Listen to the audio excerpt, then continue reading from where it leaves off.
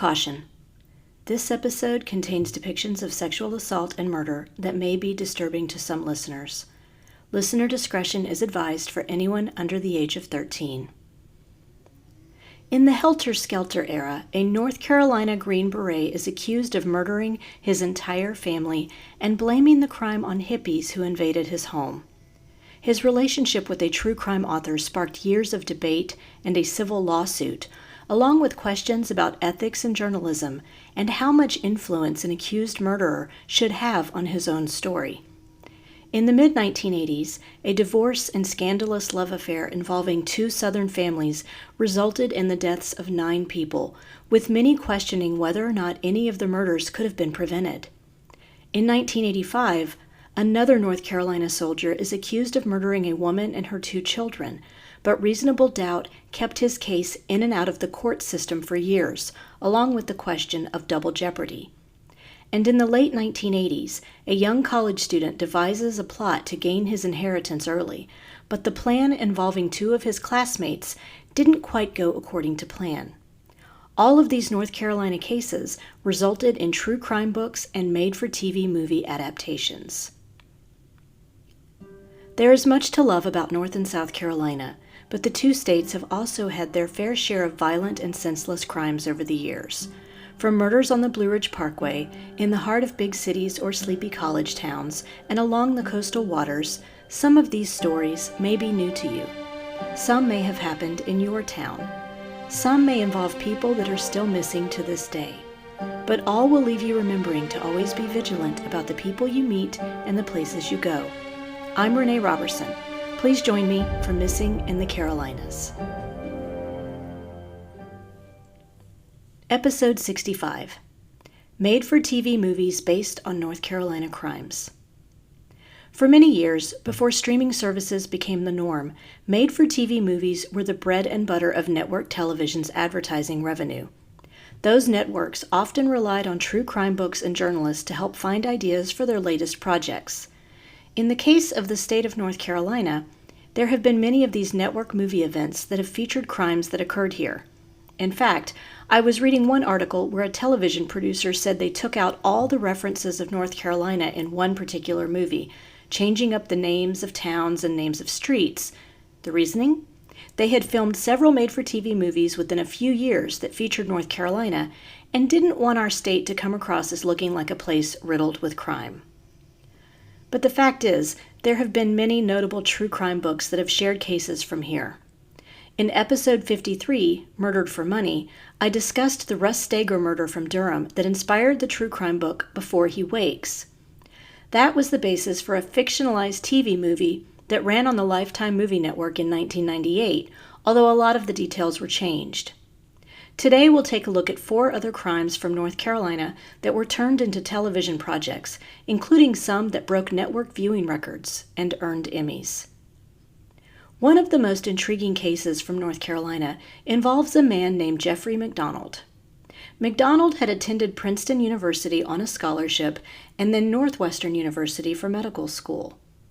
He married his high school sweetheart, a woman named Colette Stevenson, before becoming a surgeon in the 6th Special Forces Group in the United States Army stationed at Fort Bragg in 1969.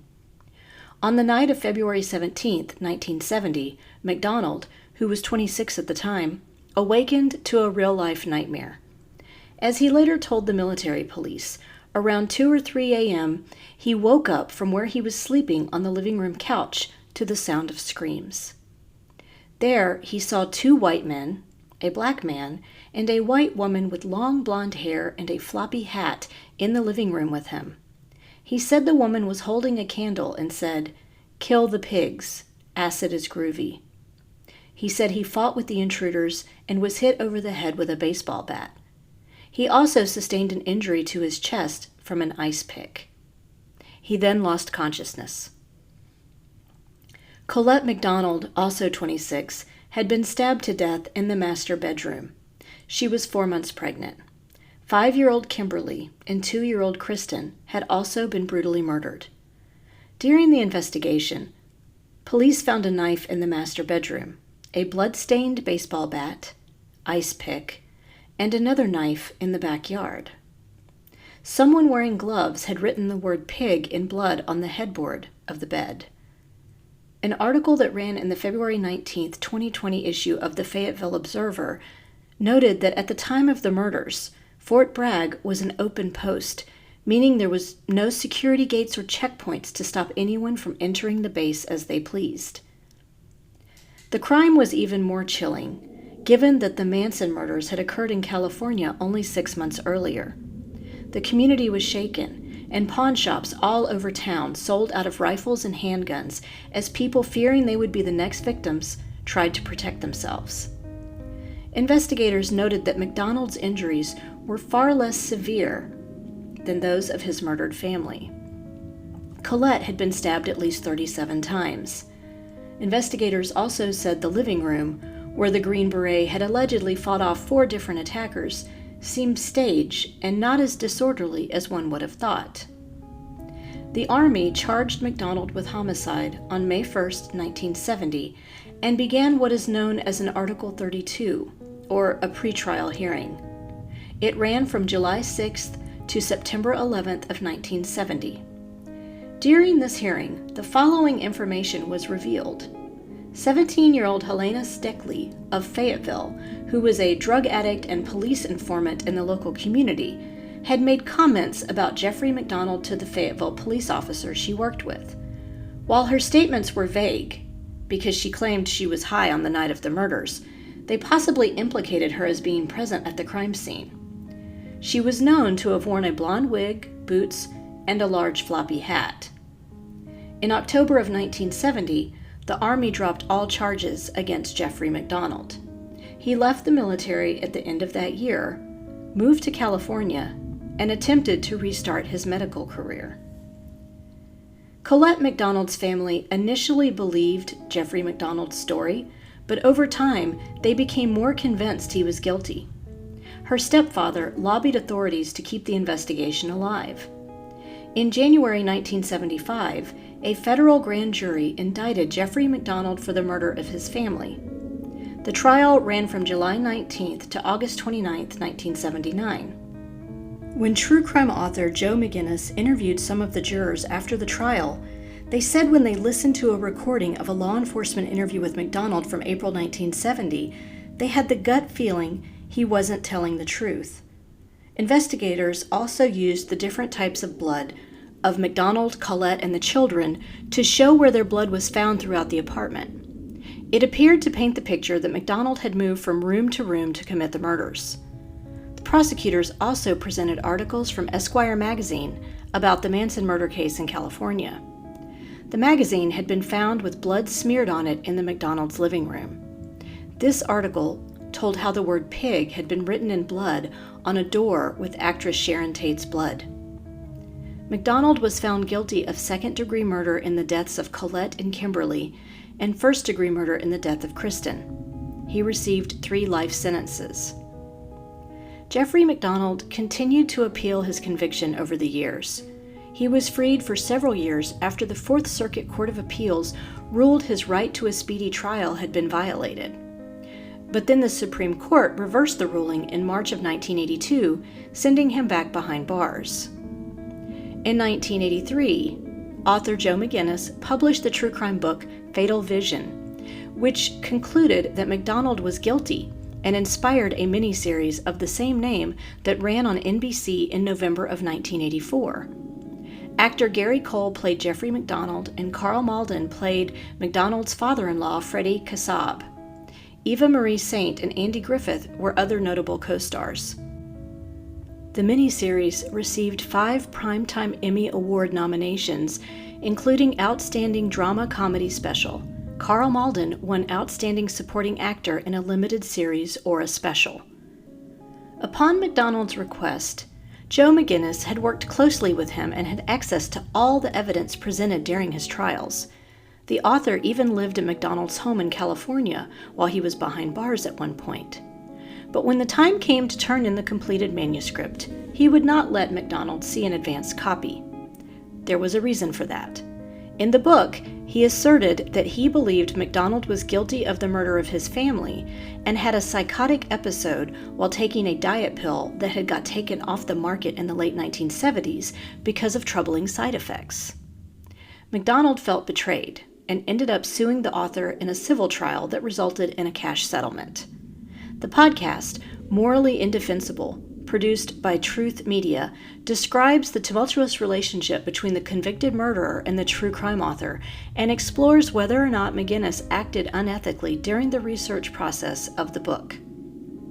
In 2012, Errol Morris published A Wilderness of Error, The Trials of Jeffrey MacDonald, which focused on alleged errors in the MacDonald investigation. Filmmaker Mark Smerling explored new evidence in a series by the same name that originally ran on the FX network.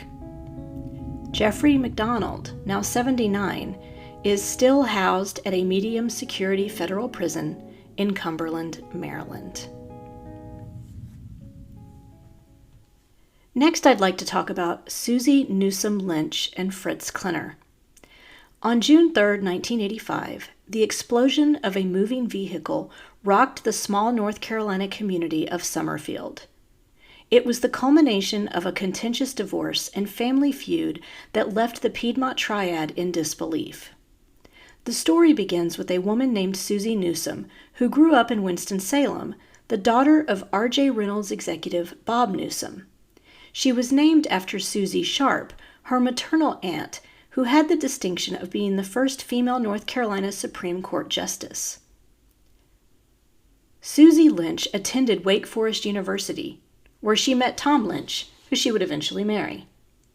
He became a dentist, and they moved to Albuquerque, New Mexico, where Susie gave birth to 2 sons.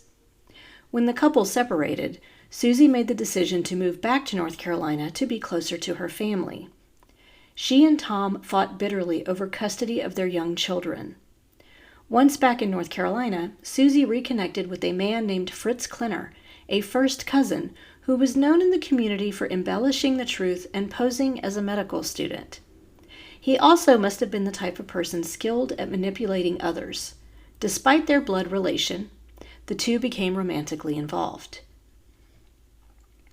On July 22, 1984, Dolores Lynch and 39-year-old Janie Lynch, Susie's former mother and sister-in-law, were found murdered in Dolores's home in Kentucky. They had been shot to death at close range. Susie's sons were only days away from a scheduled visit with their grandmother. Police were stumped and thought it looked like a professional hit. A year later, Fritz Klenner persuaded a 21-year-old Reidsville man named Ian Perkins to assist in taking out communist drug traffickers for the CIA. Ian believed he was auditioning for a position with the CIA, so he drove Fritz to Winston-Salem, where Susie's parents and grandmother lived. They were murdered that evening in the Newsom home. Police began connecting the dots and realizing the murders of Dolores and Janie Lynch in Kentucky and the Newsoms in North Carolina shared one common thread: Susie Lynch. They questioned Ian Perkins, who admitted driving Fritz to a location a half-mile from the Newsom murders and helping dispose of evidence after the fact. He even wore a wire and recorded 3 separate conversations with Fritz. On June 3, 1985, Fritz told Ian he would write down that Ian believed he was on a covert mission for the government and had no knowledge of the real facts. Then he said, "I've got things to do. I won't see you again." Law enforcement followed Fritz to an apartment where Susie was living and watched him load his Chevy Blazer with camping equipment, along with Susie, her 2 sons who were 9 and 10 at the time, and their pet dog. Police attempted to pull the Blazer over, but Fritz fired a machine gun at them and took off. He pulled over on North Carolina Highway 150 a few miles later and fired the machine gun a few more times before the car exploded. Fritz had detonated an explosive device that blew the vehicle apart. 39-year-old Susie was thrown from the car, deceased, along with 32-year-old Fritz, who lived for a few minutes before dying as police tried to question him. The boys and dog were found deceased inside the remains of the Blazer. An autopsy later confirmed Susie's sons had been poisoned with cyanide before being shot. They were never able to determine who murdered the boys before the car explosion. The motive for all these murders has never been clear. A police sergeant in Kentucky said Tom Lynch was heir to his mother's estate, and perhaps Susie was trying to get her hands on part of it as part of the divorce and custody battle. Forsyth County Sheriff Preston Oldham said the following: "Was it their blood relationship? Was it the child custody case? Only God knows, because everybody's gone." Jerry Bledsoe was a regular columnist for the Greensboro News and Record, and he put his regular column aside when editors asked him to write about the family murders. He eventually produced an 8-part, 65,000-word series over the course of 11 weeks. He explored the relationship between Susie and Fritz, who had idolized his father, a medical doctor who had gained a reputation for promising cures to patients with massive vitamin injections. The elder Klenner also had a fascination with guns and right-wing politics, which distanced him from relative North Carolina Supreme Court Justice Susie Sharp. Bledsoe peeled back even more layers, discovering Fritz Klenner failed to graduate from college due to one course, but he told people he was a medical student at Duke University. Susie was angry with her husband for having an extramarital affair. He later married the girlfriend, and schemed with Fritz over how best to punish Tom Lynch. Bledsoe turned his research for the investigative series into a New York Times bestselling novel titled Bitter Blood, a true story of Southern family, pride, madness, and multiple murder. He called the final act of Susie Newsom Lynch and Fritz Klenner the ultimate explosion of family pride. "Every day you read about where somebody's gone berserk and shot a bunch of people," he said upon the book's release in 1989. "We don't deal with problems in the South because we're afraid people will find out about them and think less of us." Tom Lynch ended up filing a suit requesting he receive Susie Lynch's share of his children's estate, claiming she helped her cousin, Fritz Klenner, murder her grandmother, parents, and children. The papers Tom filed sought to disqualify Susie Lynch from any share in the family estates and disqualify her brother, Robert Newsom III, from any share in her estate. The suit also asked that the children's estates be included in the distribution of the Newsom's estates. Robert Newsom III denied his sister was involved in the murders of their parents and grandmother. "The death of my sister and her children is directly attributable to Fritz Klenner and Fritz Klenner only. There is nothing she could have done to save the lives of any of them." An article that ran in the April 5, 1987 edition of the Charlotte Observer said that although Susie Lynch was a suspect in the Newsoms' deaths, investigators never found evidence she was involved. They did find ammunition residue on her hands at the crime scene, indicating she had fired a weapon just before the explosion. The case went to trial in the fall of 1990. Tom Lynch told the media that he pursued the civil case more for answers than for monetary compensation. "I did this because of a promise I made to my sons after they died. That's the main reason I did it. I wasn't much interested in money, as in ferreting out the truth and finding out who was responsible." Susie's brother, Robert Newsom III, confirmed in early January 1991 that he had reached an agreement in principle with Tom Lynch. The case was settled out of court for an undetermined amount of money. At the time of her death, Susie Lynch's estate was estimated at around $400,000. In another article, Tom Lynch discussed how he believed the picture of what happened during the course of the 9 deaths was much clearer. He no longer believed Susie had murdered their sons. Rather, Fritz had been responsible for it. Lynch did feel law enforcement had dropped the ball during the course of the investigation. That didn't mean Susie wasn't an accessory, though. Lynch's attorney, an ex-FBI agent named Arthur Donaldson, said he believed both sides won in the case. "It was a no-win situation for both sides," he added. "When they settled, they both won." In 1994, CBS aired a made-for-television movie based on the case called In the Best of Families, Marriage, Pride, and Madness. It starred Kelly McGillis as Susie Newsom Lynch, Harry Hamlin as Fritz Klenner, and Keith Carradine as Tom Lynch. Before we continue, let's take a break for a word from our sponsors. First, I'd like to talk about WOW Women on Writing. By day, I work as a journalist, but I also enjoy creative writing and entering writing contests. If you like writing creative nonfiction, I encourage you to check out the Creative Nonfiction Essay Contest over at WOW Women on Writing. The mission of this contest is to inspire creative nonfiction and provide well-rewarded recognition to contestants. The contest is open globally. All ages are welcome to enter, and entries must be in English. Your story must be true, but the way you tell it is your chance to get creative. WOW is open to all styles of essay, from personal essay to lyric essay to hybrid essay and beyond. The deadline for the latest creative nonfiction contest is October 31st, so you've got plenty of time to get your entry ready. This specific contest will have 20 winners and more than $1,350 in cash prizes. First place wins $500. WOW allows a maximum of 300 entries. You can also purchase a critique to get more feedback on your writing. Learn more at wow-womenonwriting.com and click on the Contest tab. Let's talk skincare next. Are you looking for a skincare line with quality ingredients that won't break the bank? I know you've heard me talk about my favorite products from SkinX Erin before, but here's a reminder. The Pre-Cleanse gently removes dirt, impurities, and even waterproof makeup without tugging, without stripping or drying out your skin. In addition to keeping your skin clear, it also helps your skin feel firmer and reduces the signs of aging. It also doubles as a smooth and silky shaving balm should you get in a pinch. Your legs will thank you.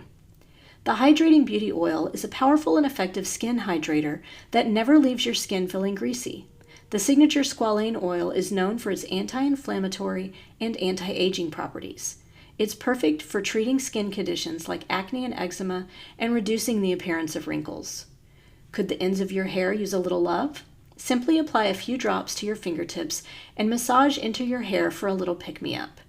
Or dab on a little to dry lips and keep them feeling soft and supple. The Perfecting Night Oil is loaded with vitamins E and A and is rich with antioxidants and omegas that nourish skin, replenish elasticity, and reduce stretch marks. A few drops a day leaves skin smoother, more vibrant, and youthful.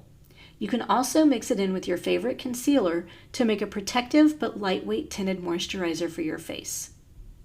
Want to try out the products for yourself? Go to shopxerin.com and use the code MissingCarolinas10 for a 10% discount on your order. And now, let's get back to the show. The case of Timothy Hennis and the Eastburn family, that also took place in Fayetteville, North Carolina, has been one similar to the MacDonald case because it has spent decades in and out of the court system.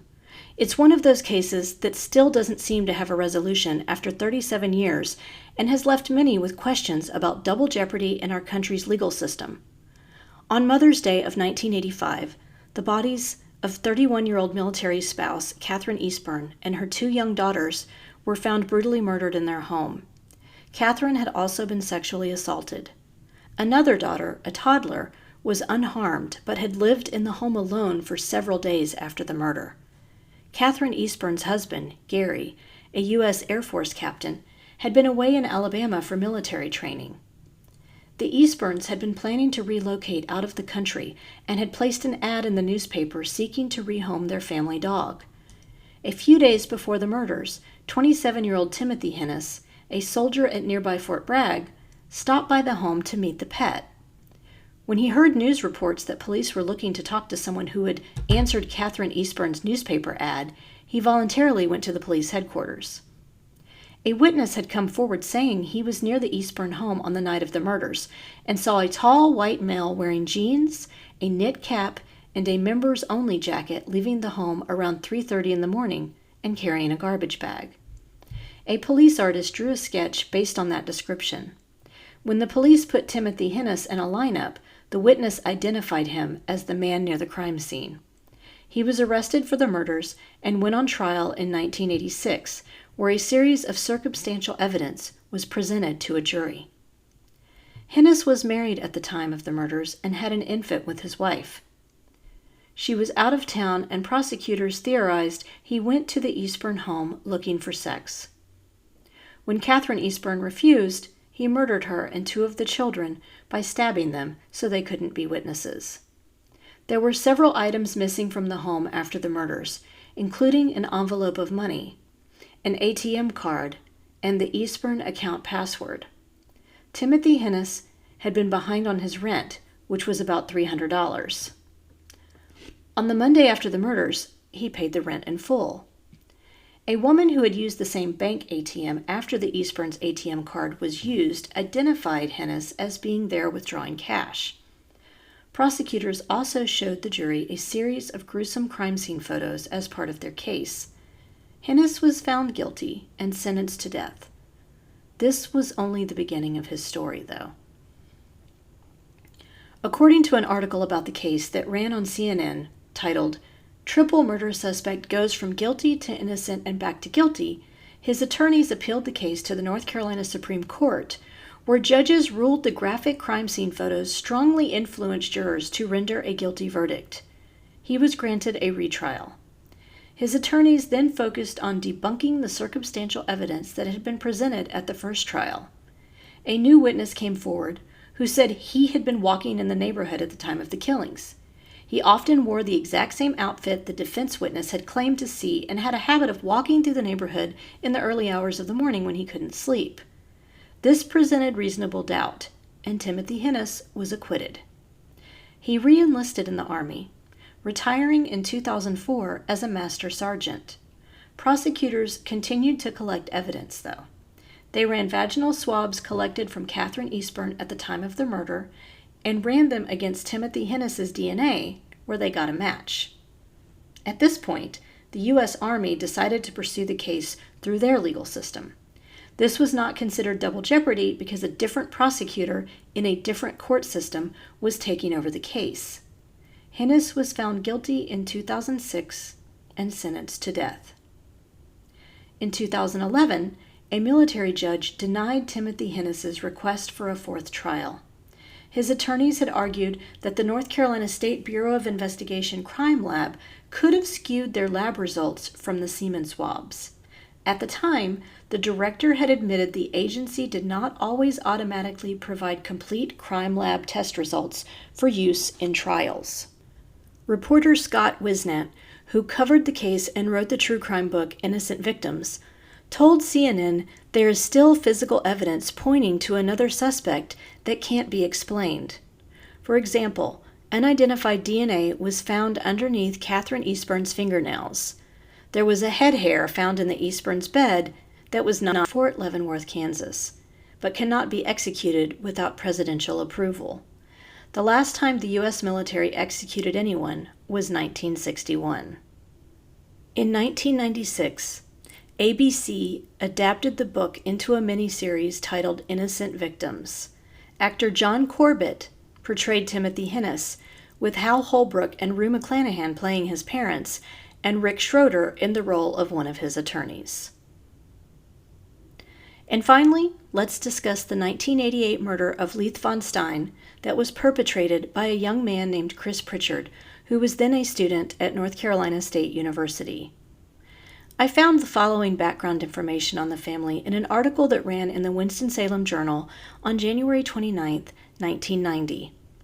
Chris Pritchard grew up in North Carolina, the son of a woman named Bonnie Bates and Steve Pritchard. His father left the family not long after Chris's younger sister Angela was born. He and his mother and sister then moved in with his maternal grandparents on their farm in Lexington, North Carolina. Bonnie went back to school to study computers, eventually taking a job in the data processing division of Intagon Corp. In Winston-Salem, 1974. While working there, she met a man named Leith Peter Von Stein. Leith ran the data processing department. His parents had started up a successful dry cleaning business called Camel City Cleaners. Bonnie's parents quickly took to Leith and felt he was a good match for their daughter. Bonnie and Leith married in 1978. The family moved to South Bend, Indiana, when he took a job there. But in 1981, they made the move back to North Carolina when Leith took a job as the Director of Internal Audits for the National Spinning Corporation in Washington, North Carolina. When Chris was a senior in high school, Leith's parents passed away, leaving him over $1 million inheritance. It doubled his net worth at the time.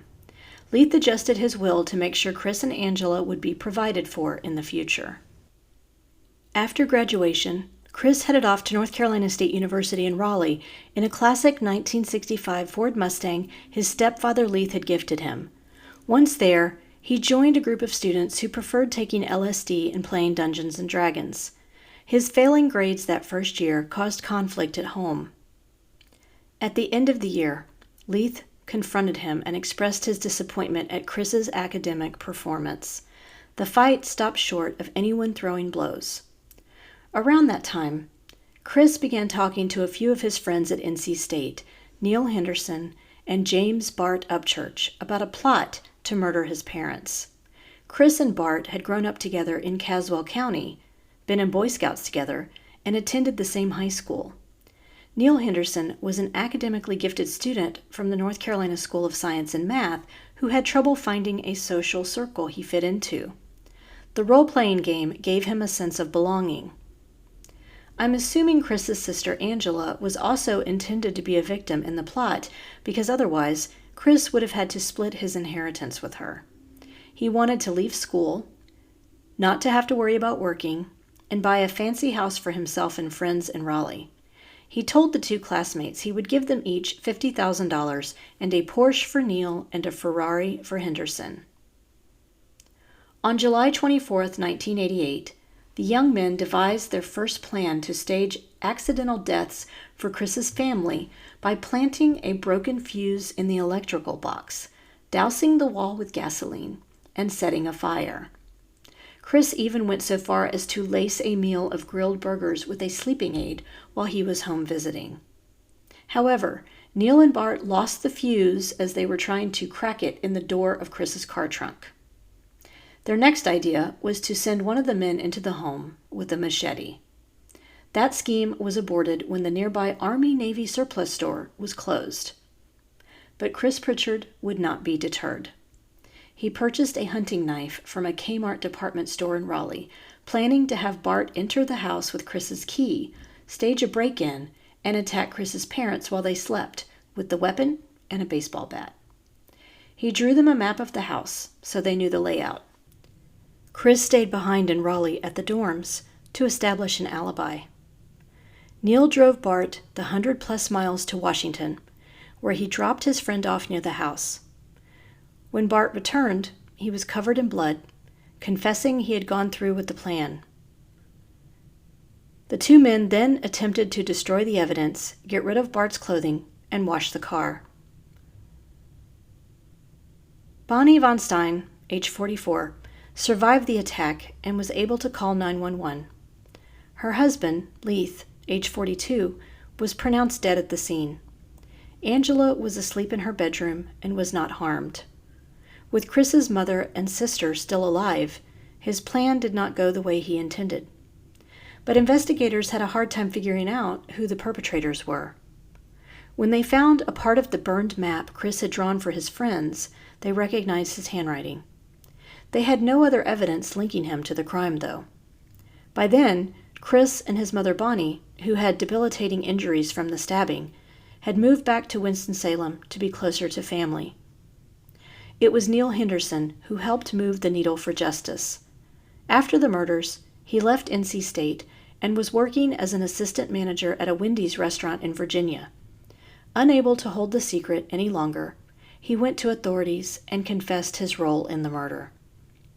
When Chris Pritchard, Neal Henderson, and James Bart Upchurch were arrested in June of 1989, Bonnie Von Stein could not believe her son was involved in the murderous plot that resulted in the death of her husband. But once Chris admitted his role to her, she had no choice but to believe it, stating publicly that the drugs he had become addicted to must have influenced him. Chris and Neal reached a plea agreement with the prosecutors. They pled guilty to conspiracy to commit murder so they wouldn't have to face first-degree murder charges. They both testified in Bart Upchurch's trial, which was moved from Washington to Elizabeth City due to pretrial publicity. His attorneys claimed he was framed for the murder by his two friends. But prosecutors said a green backpack found at the Von Stein's home was identified as belonging to Bart. The baseball bat he took to the crime scene was found at his home and identified by Neal Henderson. In court, Neal Henderson said, "What they proposed to me, it seemed like an adventure. Just go off in the middle of the night and come back. But up until Upchurch got out of the car with the weapons, I didn't fully believe he would do it." A jury found Bart Upchurch guilty and he was sentenced to death, but that was later commuted to life in prison, where he remains today. His most recent parole hearing was in 2022. Neal Henderson was sentenced to 40 years in prison for aiding and abetting a first-degree murder, plus a 6-year sentence for aiding and abetting assault with a deadly weapon with intent to kill and inflicting serious injury. He was paroled in December of 2000. Chris Pritchard received a life sentence for second-degree murder and an additional 20-year sentence for the attack on his mother. He was paroled in June of 2007, and according to his LinkedIn profile, assists formerly incarcerated people to overcome the challenges of re-entry into society. He told Fox 8 WGHP-TV, "I knew what evil I had done. The only thing I had to cling to was the lie I had told to begin with. I'm the biggest number one sinner that there is, but God's grace is enough, even for that." In 1991, true crime author Jerry Bledsoe wrote a book about the case titled Blood Games, a true account of family murder. The following year, CBS adapted the book into a TV movie titled Honor Thy Mother. Actress Sharon Gless played Vonnie Von Stein, and William McNamara was Christopher Pritchard. In 1992, true crime author Joe McGinnis wrote his own book about the case, titled Cruel Doubt. This was turned into a TV miniseries that ran on the NBC network, and it starred Blythe Danner as Bonnie Von Stein and Gwyneth Paltrow as her daughter Angela. This brings us to the conclusion of this episode of Missing in the Carolinas. If you enjoyed this episode, please do me a favor and give it a 5-star rating wherever you listen to your podcasts. If you'd also like to support the show in a small way, you can buy me a coffee over at buymeacoffee.com, Renee Robertson. Thank you so much for those who have already supported me through this platform. We're also on Instagram, Facebook, and YouTube, so please like our pages and get started on a discussion of the missing people profiled on the show. Do you know of a missing persons case in North or South Carolina that you think should be covered? Email me at missinginthecarolinas@gmail.com with any details you can share. And don't forget to check out our sponsor, Wow Women on Writing, and the great programs and writing contests they have at wow-womenonwriting.com. Cover art for this podcast was designed by Macintosh Multimedia. This episode was written and researched by me, Renee Robertson, with sound editing provided by Daniel Robertson. Thank you so much for listening.